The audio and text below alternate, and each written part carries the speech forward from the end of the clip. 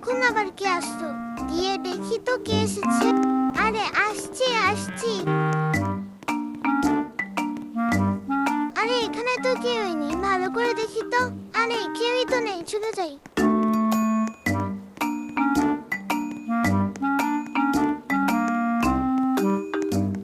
উফ, কি হতে পারে ওটা? মনে হয় কোনো বাচ্চা মজা করছে।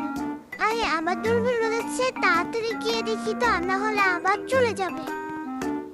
আরে আরে, এটা কি হচ্ছে আমার সাথে? এবারও তো কেউ নেই, ভালো করে দেখি তো। উফ, আমার সাথে তো কি হচ্ছে? আমি এখন এখানে বসে থাকবো যাতে তাড়াতাড়ি গিয়ে দরজা খুলতে পারি। আরে এটা কিসের আওয়াজ? মনে হচ্ছে কোনো বাচ্চা কান্না করছে, গিয়ে দেখি তো। আরে এটা তো একটা বাচ্চা, এটা কার বাচ্চা? আশেপাশে কি কেউ আছেন?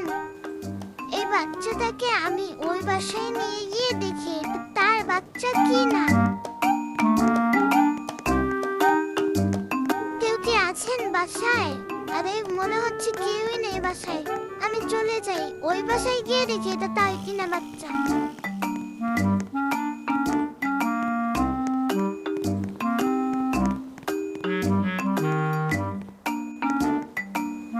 এই যে আপু শোনেন একটু, এটা কি আপনার বেবি? না আপু, এটা তো আমার বেবি না, কিন্তু কি হচ্ছে যে বলে যান। অনেক বড় কাহিনী আপু, পরে দিন বলবো। এখন এই বেবিটাকে আমি কি করতে পারি? আপাতত আমার কাছেই রাখি, কালকে না হয় কিছু একটি করা যাবে।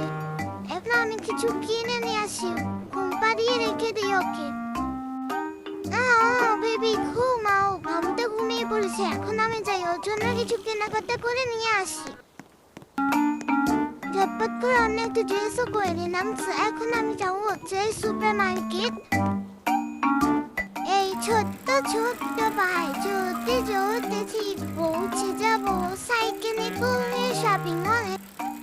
তো ফাইনালি আমি শপিং মলে পৌঁছে গিয়েছি। এখান থেকে আমি বেবির জন্য কিছু খাবার আর কিছু জিনিস কেনাকাটা করবো।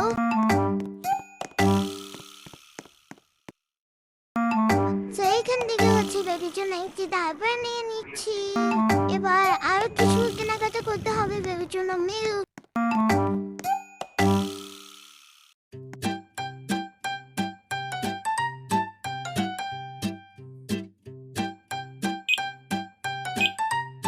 কেনাকাটা শেষ, এখন বিলিং করে নিচ্ছি।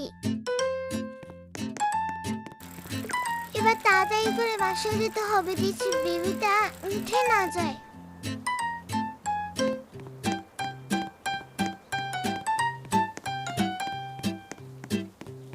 আমি চলে এসেছি বেবি। উফ, থ্যাংক গড বেবিটা উঠেনি।